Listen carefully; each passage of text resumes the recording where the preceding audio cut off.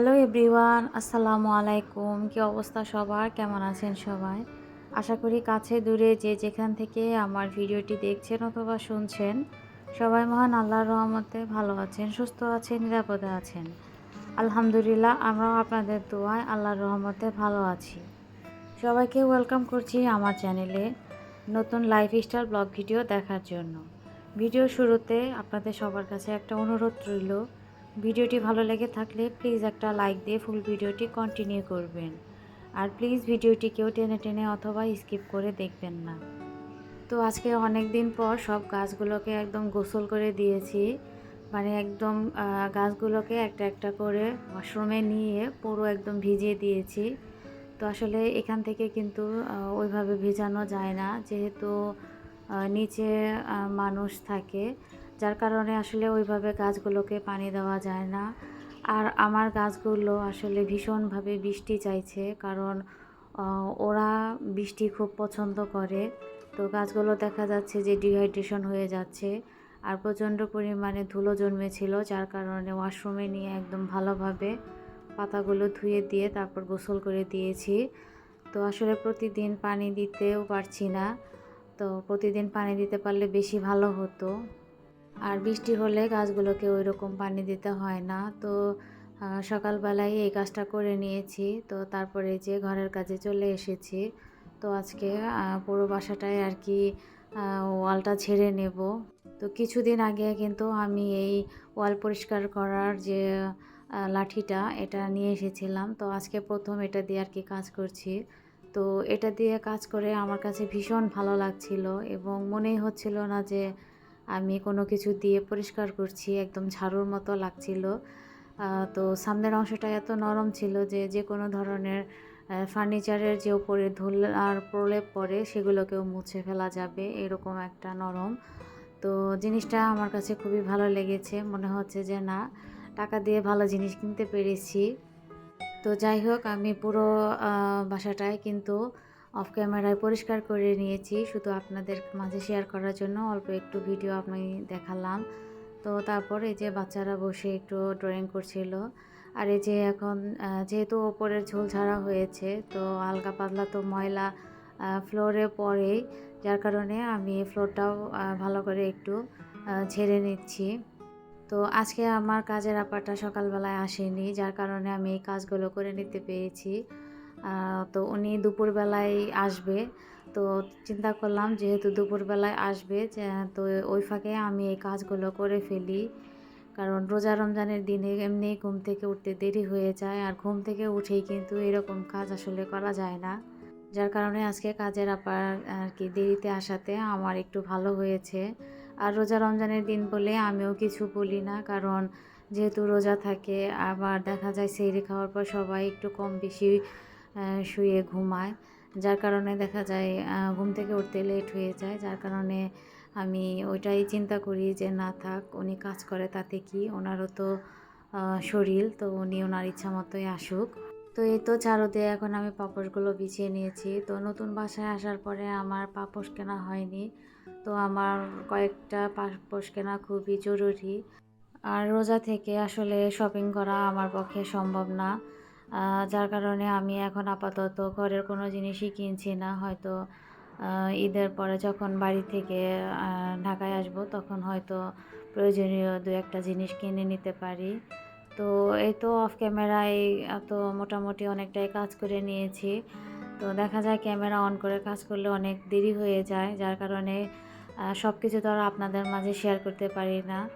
তো এরই মাঝে আমি আমার ছোটো বাচ্চাকেও গোসল করে দিয়েছি, কারণ দেখা যায় একটু দেরি হলে আর গোসল করতে চায় না, যার কারণে দুপুরে মানে 2টার আগেই আমি ওকে আর কি গোসল করে দেওয়ার চেষ্টা করি। তো ওকে গোসল করিয়ে দিয়ে তারপরে তো এখন ওকে একটু অলিভ অয়েল দিয়ে দিচ্ছি। তো দেখা যাবে যে কিছুদিন পর যখন বেশি গরম পড়বে, তখন কিন্তু আর এই অলিভ অয়েল তেলগুলো কিংবা তৈলাক্ত টাইপের যে জিনিসগুলো আমরা বাচ্চাদের ব্যবহার করি সেগুলো আর দেওয়া যাবে না। যার কারণে এখন প্রতিদিনই দিয়ে দেওয়ার চেষ্টা করছি, আর দেখা যায় এতে করে বাচ্চাদের স্কিনটা কিন্তু অনেক সফট থাকে। তো শীতের মধ্যে ওর স্কিনটা এমনি ড্রাই হয়ে গিয়েছিল, যার কারণে আমাকে ডাক্তার দেখানো লেগেছিল। তো ডাক্তার সাজেস্ট করেছিল অলিভ অয়েল তেল অথবা উনি একটা ময়শ্চারাইজার ক্রিম দিয়েছিল, সেই দুটো একটা দিতে হবে। তো আমি ওর ওই ক্রিমটা শেষ হয়ে গেছে, যার ফলে এখন অলিভ অয়েল আছে, অলিভ অয়েলটা দিয়ে দিচ্ছি। তো ঘরের কাজ তো আছে, তার সাথে কিন্তু বাচ্চা লালন পালনও করতে হবে, বাচ্চাদের কাজ তো থাকবেই। তো এগুলো কি কিন্তু আমাদের প্রতিদিন কাজের মধ্যেই পড়ে। আর ওকে গোসল করানো হয়ে গেছে, তারপরে তো ওকে খাবারটাও খাইয়ে দিব। তো রোজার দিনে আসলে বাচ্চাদের খাওয়াতে অনেক বেশি অসুবিধা হয়, এমনিতেই সবসময় বলে আমি রোজা আছি, তোমরা কেন খাও না, তোমরা কেন খাচ্ছ না, আমিও খাবো না। তো আসলে ছোট মানুষদের খাওয়ানো কিন্তু অনেক বেশি কষ্ট হয়ে যায়। ওরা তো আসলে আর কি বোঝে না, অনেক বলে টলে ওদেরকে আদর করে খাওয়াতে হয়। তো তারপরে আমি ওকে অনেকটা সময় নিয়ে খাইয়েছি, কারণ ওই যে বললাম সহজে খেতে চায় না, অনেক কথা বলে গল্প বলে তারপরে ওকে খাবারটা খাইয়েছি। তো তারপরে এই যে চলে এসেছি রান্নাঘরে। তো রান্নাঘরে আজকে সবজি খেতে খুব মনে চাচ্ছিল, কারণ রমজান মাস আসার পরে ওই রকম সবজি খাওয়া হচ্ছে না কেন জানি। তো আমার ইদানিং আর কি ফুলকপি খেতে অনেক বেশি ইচ্ছে করছিল। আর আজকে আমি পুরো সবজিটাই আর কি আলাদা আলাদা করে ভেজে তারপরে রান্না করবো এবং বাটা মশলা দিয়ে রান্না করব। তো আমি কিন্তু প্রথমে ফুলকপিগুলো একটু হলুদ দিয়ে তারপরে তেলে ভেজে নিয়েছি, সাথে হালকা একটু লবণ দিয়ে নিয়েছিলাম। তো তারপরে যে ফুলকপির ডাঁটাগুলো থাকে সেখান থেকে কিছু ডাঁটা এবং সাথে আলু নিয়েছিলাম। তো ওগুলোকেও একটু হলুদ দিয়ে তেলের মধ্যে ভেজে নিয়েছি। তো ভেজে ভাজা জিনিসগুলো এই যে আমি আলাদা করে নামিয়ে রেখেছিলাম। তারপরে তো মশলা দিয়ে ভালো করে মশলাটা কষিয়ে তারপরে যে এখন সবজিগুলো দিয়ে দিচ্ছি। তো বলা যেতে পারে যে আজকে সবজিটা আমি খুব যত্ন সহকারে রান্না করেছি, কারণ আমার এইভাবে আজকে সবজি খেতে খুব মন চাচ্ছিল। আর এই তো এখন আমি মশলার সাথে উল্টিয়ে পাল্টিয়ে দিচ্ছি। তো সব দিন তো আসলে একরকম করে রান্না করলে আর কি আমার কাছে কেন জানি ভালো লাগে না। মাঝে মাঝে একটু উল্টিয়ে পাল্টিয়ে কিন্তু রান্না করলে খাবারের টেস্টও বাড়ে এবং খেতেও ভালো লাগে। তো আমি এই ফুলকপি আর আলুটা আজকে ট্যাংরা মাছ দিয়ে রান্না করব। তো ট্যাংরা মাছগুলো আনা হয়েছিল, তো এক এক সময় এক একভাবে খাওয়া হয়েছে। তো আমার কাছে রুই মাছ ছিল, কিন্তু আমার হাজব্যান্ড আবার রুই মাছ খাবে না, কারণ ও বড় মাছ এমনিও বেশি খুব একটা খেতে চায় না, যার কারণে ভাবলাম যে ঠিক আছে। তো রোজা রমজানের দিন তো আসলে একা এরকম এত সবজি খাওয়া যাবে না, তো সবার কথা চিন্তা করে আমি আজকে ট্যাংরা মাছ দিয়ে রান্না করছি। তো এখন আমি এই তো ঝোলের জন্য পানি দিয়েছি। তো ঝোল দেওয়ার আগে আমি কিন্তু তরকারিটা অনেকক্ষণ কষিয়ে নিয়েছি, যার কারণে দেখা যাবে ফুলকপিগুলো কিন্তু একদমই ভেঙে যাবে না। আবার যেহেতু আমি ভেজেও নিয়েছি, তো হয়তো পর্যাপ্ত পরিমাণে পানি দিয়ে এখন এটাকে আমি কিছুক্ষণ রান্না করে নিব।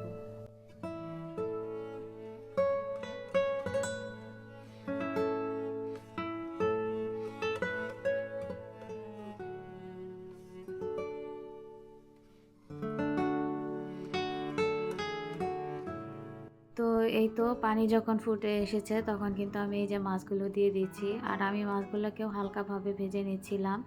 তো আজকের মাছ ভাজতে আমার অনেক বেশি সমস্যা হয়েছিল, কারণ এই মাছে এত পরিমাণে তেল ছিল। এগুলো নদীর মাছ, যার কারণে ভাজতে যেয়ে প্রচুর পরিমাণে তেল ছিটেছে। তো এক প্রকার আমি ঢেকেই মাছগুলো ভেজেছিলাম। তো যাই হোক, এই তো মাছগুলো দিয়ে এখন মিশিয়ে আর একটু ঢেকে রান্না করব। আর আজকের তরকারি রান্নাটা কিন্তু ভীষণ ভীষণ মজা হয়েছিল, কি বলবো, যেহেতু আমি খাবারটা খেয়েছি তারপরে আর কি আপনাদের মাঝে শেয়ার করছি, অনেক বেশি মজা হয়েছিল। তো অফ ক্যামেরায় কাঁচামরিচ ধনেপাতা দিয়েছিলাম, সেটার ভিডিও করতে মনে ছিল না। তো যাই হোক, আমি একদম ভিডিও শেষ পর্যায়ে চলে এসেছি। আজকে বিদায় নিয়েছি, ফিরে আসবো আগামীতে নতুন কোনো ব্লগ ভিডিও নিয়ে।